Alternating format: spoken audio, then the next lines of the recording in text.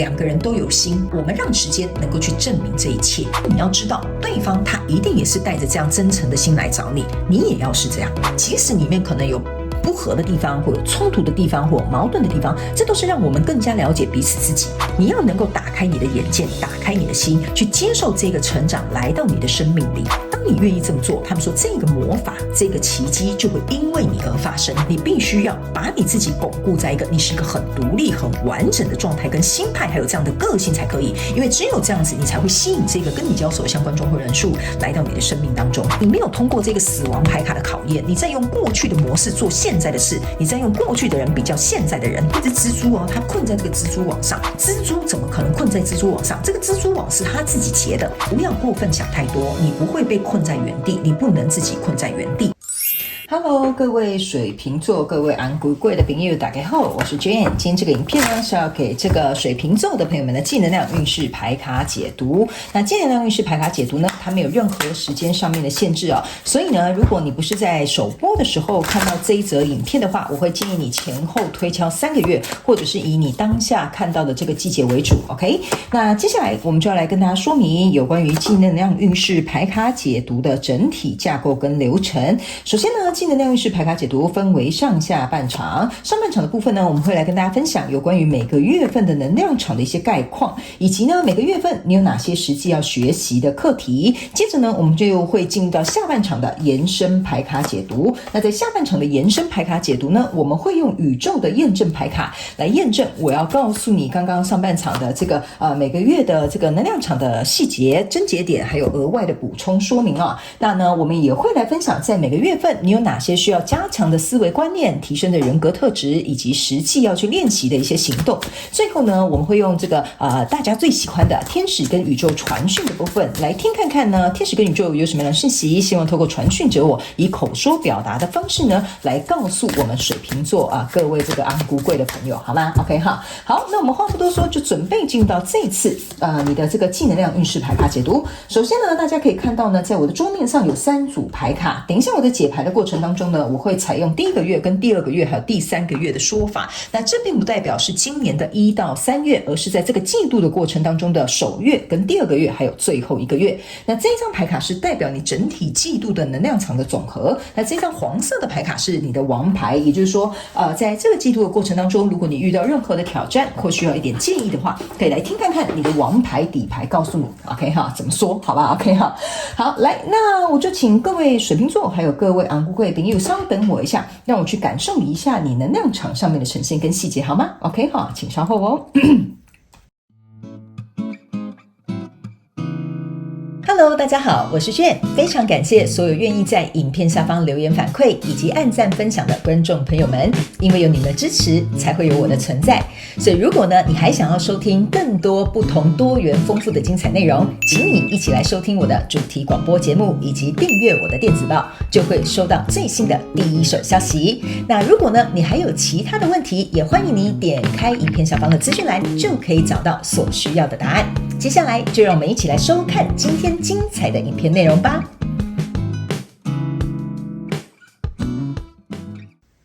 OK， 行。我个人会感觉呢，水瓶座昂贵的朋友哈，这个季度呢，你的动能很强哦。意思就是说，有很多事情可能要做，或有很多计划要推动跟进行，或者是有很多什么人际关系上面的往来。反正这个持续前进动力哈，在这3个月应该是蛮忙的。那在忙碌的过程当中呢，我觉得有些时候你可能会稍微有点乱了套 ，OK？ 那乱了套的这些细节，等一下我们来看。然后呢，最重要的是呢，我觉得比较有点倾向于，因为一直动，一直推进，然后一直往前。所以有些时候你会很有点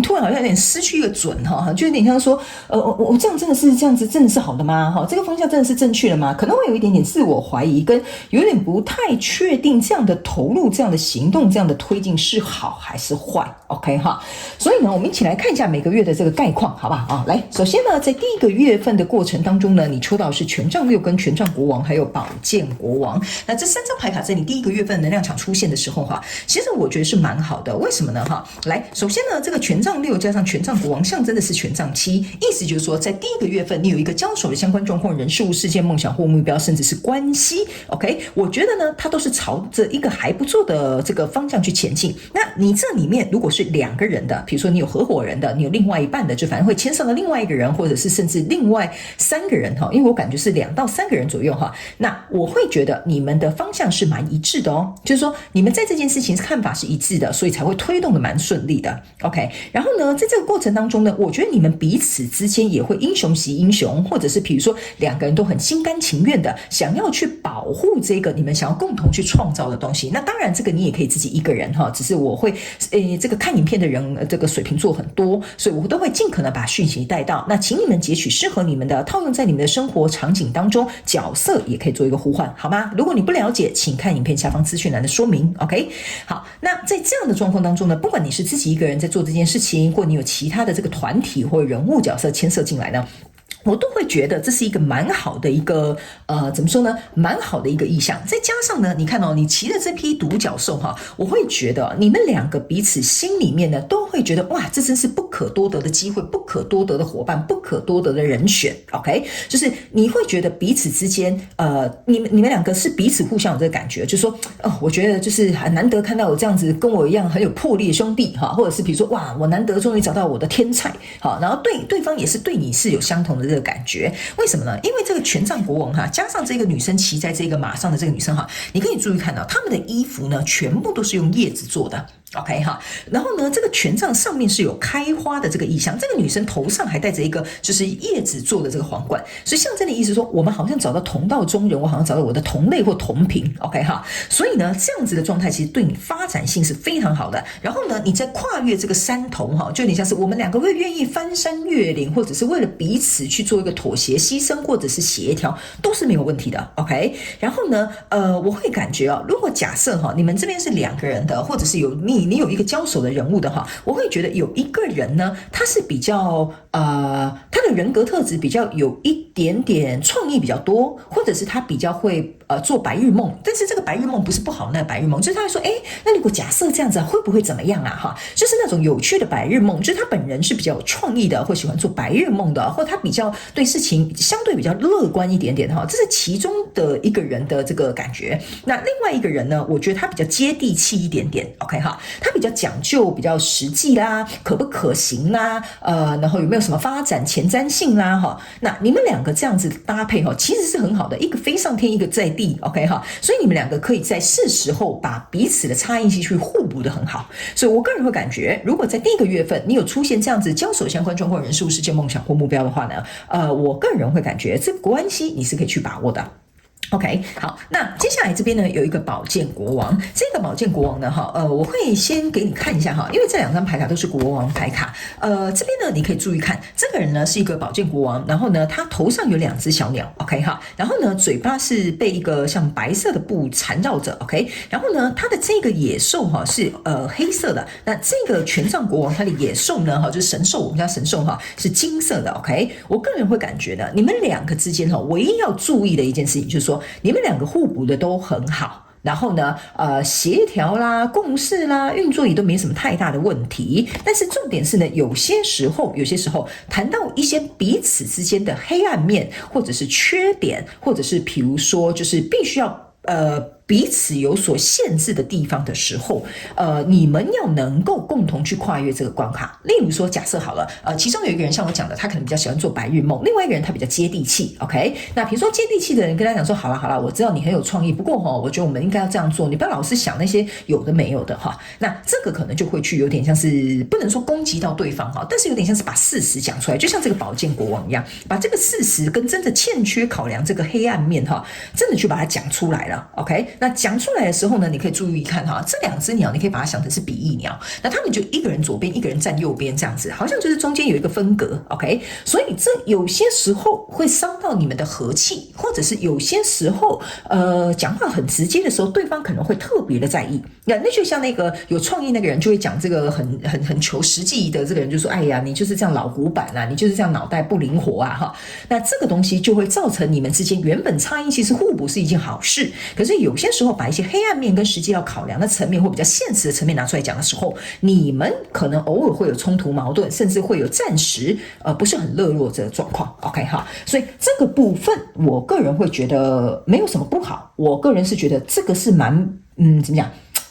就在磨合的过程当中势必会发生的事情，但是怎么样去沟通会比较好，这是你们要学习的。因为这个宝剑国王之所以为什么把嘴巴蒙起来啊，就是怕说错话，讲话你知道吗？刀子嘴豆腐心，可能解说者无意，听者有心，就有点类似像这个宝剑国王要呈现出来这个能量。所以这就是为什么哈，你们在沟通的时候最好是实事求是 ，OK， 不要嘴巴没有想过，然后话就讲出来了。这就是这张牌卡要稍微提醒你们的地方 ，OK。那在第2个月份的时候呢，你抽到是钱币骑士跟这个权杖骑士，然后还有这个权杖女王 ，OK 哈。那这2张牌卡其实都是骑士，但是一个人是骑马，一个人是走在这个独木舟上面 ，OK 哈。我个人会感觉第2个月份你所呈现的能量场是2只权杖在一起，那一个人呢是在原地站着 ，OK， 另外一个人是骑着马向前出征。我个人会感觉呢，在第2个月份，你跟这个交手相关状况、人事物、事件、梦想或目标呢，我会觉得有一个人他会比较处于比较沉着冷静，另外一个人他可能会比较冲动或比较热情，或者是他比较想要愿意去付出跟行动 ，OK， 在第2个月份的时候呢，你们2个人状态会比较呈现像这样子 ，OK， 但是呢，我觉得比较有行动力的那个人哈，他在付出行动的时候呢，我觉得他是怎么讲？他是我觉得他可能想要挑战一点界限，或者是他想要突破重围，就是你们2个状况，他可能想要突破，或者是他想要突破一些界限，或者是看彼此能不能稍微退让妥协一点点。那比较在这个比较稳定的这个人呢，哈，我个人会觉得，或者是这个是一个比较大的机构也可以，或者是这个是一个你想要追求的一个很稳定的工作，这个你们可以灵活运用哈，因为每个人不一定都会有对手 ，OK 哈，所以这个象征比较稳固的这张牌卡呢，它这边呢是有一个黑色的猫在这里 ，OK 哈，那我会觉得，我举个例你就懂了。假设比如说，这个是一个很大的机构，然后你进去这一间公司上班哈，或者是比如说这是你一个很想追求的对象，你们现在这发展关系、约会关系还不错，但他比较稳定一点点。然后这个呢，骑着这个权杖骑士的人可能就向前冲。比如说他一进到这个大公司，他就说我要来进行一场改革哈，我要来让大家知道我的厉害哈，我要来让大家知道说我的方法才是对的哈。这个人就是像我刚刚讲的，他比较冲动，比较想要突破一些框架跟限制，还有极限，或者是想要去做一点挑战，就是想知道说那个边界感在哪里 ，OK 哈。但是呢，他是有眼睛的哦，他眼睛是有露出来，意思就是说他也没那么白目哈，他也是会看状况去做这件事情。所以这个可能被你追求的对象或比较大的这个公司呢，他们是采于一种比较稳处在那里的状态。他在看这个人冲过来的同时，他们是带着一个比较好奇、开放式的一个心态，或者是比较不受动摇的一个状态。OK 哈，所以在这样的状况当中呢，你在这里抽到一个这个权杖不，这个是钱币骑士了 OK 哈，那这个钱币骑士就有点像是说，在这样子磨合的过程当中呢，你们2个会有点精精战战走在这个想要搭造的这个关系或合作或者是这个模式当中 OK 哈，那这些东西其实在这个季度它都会持续不断前进的，再加上第2个月份呢，这个骑马的人，你在这边是有2个骑马的人都向前冲的同时，我才会说这个东西它会持续不断推进、不断进步、不断往前。那有些时候水瓶座的人，我不知道你是哪一个人，你可以自己去套入你自己的角色。那就会让那个人会觉得，就让其中一个人哈会有一种就是这样好吗？这样可以吗？就是你观望、观察或者是怀疑的这种心态会出现，这不是不好，这是代表说你在看这个情势。所以有些时候你可能会有点怀疑、有点疑虑，或者是待观察的这个状态，会在这个季度不断重复的出现。那来到第3个月份呢，这边是一个钱币7，然后圣杯9，然后还有这个宝剑8。那这3张牌卡在你的第3个月份的能量场呢，我觉得其实是蛮好的，原因是因为呢，在这样子的动能跟推进还有观察的状况之下 OK， 我觉得你们2个彼此之间都还在磨合，或者是在考验对方，或者是甚至是在想对方是不是真的是一个好的工作、好的职位或好的对象。那来到第3个月份的时候呢，我觉得你们来到一个比较平衡的状态，正在思考，或者是正是来到一个比如说我们要说清楚我们的关系是什么，或比如说要讲清楚我们要用哪个方式去做一个合作，我觉得这个东西会在第3个月份比较明显，但是哈，比较明显而已，还没有定案或很确切 OK 哈，因为这个是钱币七，象征的意思说好 OK 我了解了，原来你喜欢这样的做事方式啊，原来你喜欢就是什么样的一个合作方式啊 OK， 就是你们还在搞清楚，但是是透过这1-2个月过后搞了差不多了 OK， 那这个时候就会来到了一个好吧，那我们就来协调一下，我们来商量一下，我们来说明一下，类似像这样，好吧 ？OK 哈，所以呢，来到这里是一个钱币七，那这边是一个宝剑8跟圣杯9 ，OK 哈。那我觉得在这样子要准备把这件事情说清楚、讲明白的同时呢，有一个人呢可能会觉得说 ，OK， 好，那我这样子的话呢，我要考虑哦，好，如果是用这样的方式去合作或这样的方式在一起哈，那这个圣杯9上面又有一只黑猫，象征的是说，我可能要思考一下，就是这样子对我来讲有没有 work out 哈，就是有点适不适合我 OK 哈，适不适合我，或者是能不能满足我，或者是我能不能接受，这是这个圣杯9的一个意象。那呢，另外一个人呢，反而会觉得说，这个状况不是很好吗？我们不是协调商量这样子吗？然后什么等等之类的，哈，难不成你还觉得不满意啊？哈，其中有一个人可能会觉得，奇怪了，都3个月了，为什么好像还是有点不满意？难不成还有哪里要协调吗？另外一个人呢，他的头上是一个权杖5，权杖5的意思是说，他还在练习抓这个可能比较稳固的人，或比较大的机构，或者是这个人的这个个性比较沉着，或这个要素比较重要的这个状态呢。另外那个向前追寻的，或向前冲撞的，或者是想要很快推进，或这个比较做白日梦的人哈，他会觉得说有一点抓不着摸不着，然后或者是他会觉得还要再磨合啊，所以他会有一种觉得还要思考这么多东西啊，还要考量那些东西啊，还要这样子去看待这件事情啊，所以这个宝剑4加宝剑4就是你们各自有各自的想法，各自有各自的思维 OK， 所以我觉得这是有一点像是在下一季可能你们要定关系啦、定合作啦、定模式啦等等，是在下一季才会出现。那呢，某部分的这个水瓶座的朋友们，我个人会感觉这个跟你交手这个相关状况、人数、事件、梦想或目标你们双方考量都很多，因为你们有互相能够契合的地方，也有互相冲撞的地方 OK 哈。然后呢，当然各自的考量也都有，所以这张宝剑8才会在这里出来。所以我觉得这边需要再磨合一下下，因为这个人的头上有一个权杖5，再加上你整体季度的过程呢，你的总能量是这张宝剑1。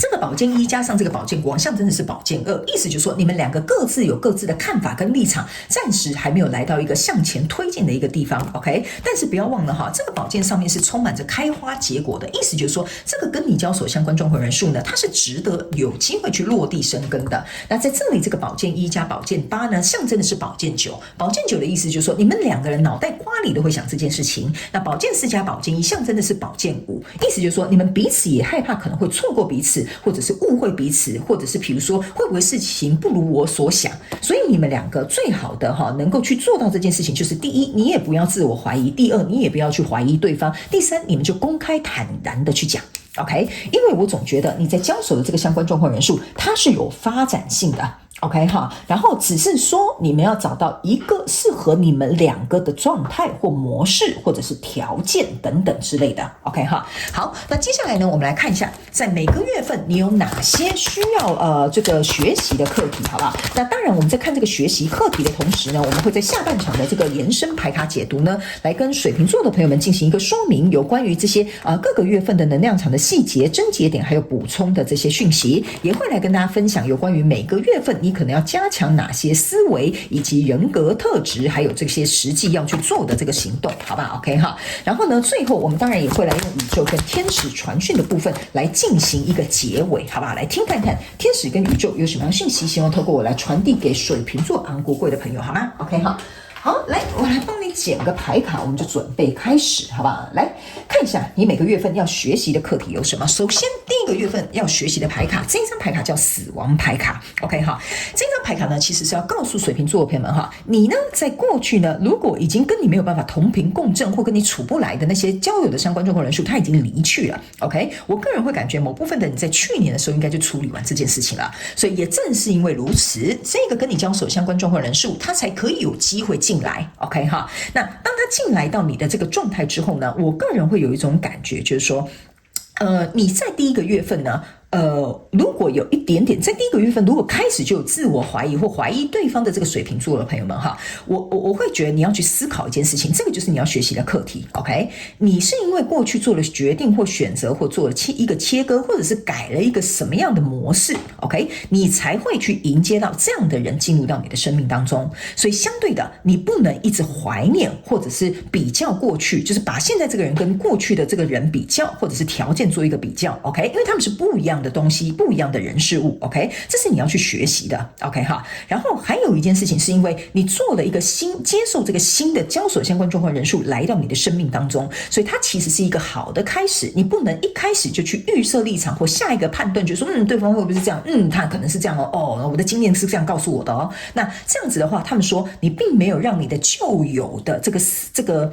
模式啊。离开去迎接这个新的交手的相关状况人数，好不好？好，那某部分极极小众的这个水瓶座的朋友们，我在这边读到一个能量场，就是当我拿起这张牌卡的时候呢，你们不是一定是跟过去的交手相关状况人数一定是切八段，不是的，而是说这个交手相关状况人数的比例可能下降了，这个可能往上了。就比如说，假设你以前有一群固定跟你一起工作的同事，但现在因为改组了，或者是现在因为其他案子的需要了，所以我们需要调整一下，你可能要跟新的同事合作，或者是你应该要去跟其他部门的朋友们来进行这个协作 ，OK？ 所以这边呢，某部分的人就是说，你不能用这种你过去在那个部门、过去在那个团队里面用的方法去看这个人，或者是接受这个人。你们当然有互相互补可以学习的地方，但是你必须要能够知道说，这个弹性也要有，这个就是你第一个月份要学习的课题，好不好 ？OK？ 那来到第二个月份呢，这是一张成功的牌卡。这张牌卡呢，其实是要告诉这个水瓶座的朋友们，你看哈，这就是告诉你有一个更好的目标 ，OK 哈。然后这边既然有一个更好的目标，他们要我告诉你一件事，就是说在第二个月份，你一定要去思考一个问题：假设对方对你出招，对方有这个说法，对方有这个看法，或者是你们在这边揭露出彼此的短处，或者是比如说讲出对方没有考量到的东西，他们说你一定要记得一件事情：你们现在所经历的这些东西，是为了要让彼此都可以达到一个成功的状态，或者是我们都希望这件事情好，或者是共好。所以你在第二个月份，你要练习的一件事情就是不要把这个很个人，就是你懂我意思啊？就别人讲这个不是针对你，可能是针对事情 ，OK？ 你要能够很客观，就是就事论事啦，不是在讲你这个人个性不好啦，或者是说啊你这个想法怎么那么愚蠢啊？不是这样的，就有点像是在就事论事的状态啦。所以你在第二个月呢要学习的课题哈，就是要这样子。OK， 你不要把它变成就是好像把它认为别人好像是在攻击你，或者是你就往心里去哈。OK， 这个要你能够在第二个月练习，这是很重要的一件事情哦。OK， 因为在第三个月份呢，你要学习的这个课题是原谅。OK 哈，这张牌卡原谅呢，我会感觉就是说在这里我有说过了，你们2个月动能都会一直往前推，往前推。那来到第3个月份的时候，有点像是说好了，差不多了哈，我们磨合好了，也大概彼此稍微有点了解，有点进度了。OK 哈，那这边的原谅有几个含义 ，OK？ 第一个，你要能够原谅对方，有可能有哪部分是没有办法接受，他不能妥协的 ，OK？ 就像他也不能勉强你妥协是一样的道理，这是第一个你要学习的课题 ，OK？ 第二个，也要原谅你自己 ，OK 哈？就是说有些东西你就是不能退让 ，OK 哈？但是那不是你的错，也不是对方不能接受的错，而是说你们2个本来就是不同的个体，或你跟这个公司谈的条件本来就没有在一个共识里面 ，OK 哈？那第3个，你们也要原谅彼此。你们都还在学习的一个过程。我刚刚有说了，这个东西在这个季度应该暂时没有办法有一个怎么很确切的这个状态，但是要往后一点点。所以你们要能够互相彼此包容，或者是接受我们还在这个瞧来瞧去的这个过程当中啦，好不好 ？OK 哈。所以这张牌卡呢，你不能有点像说这张牌卡要你练习，你不能因此就觉得说，哎呀，这个人应该就不适合我吧？哎呀，这个机会就不好吧？哎呀，他们根本就不重视我啊！哈。这个是你在这1到3月你要学习的，因为整个季度来讲呢，这张牌卡叫做自尊，所以我才会跟你说哈，我刚刚没有看到这张牌卡虽然它放在那边哈，因为我在读能量场的时候，我是看着我前面的墙 ，OK 哈，好，来，这张牌卡是要告诉你一件事情。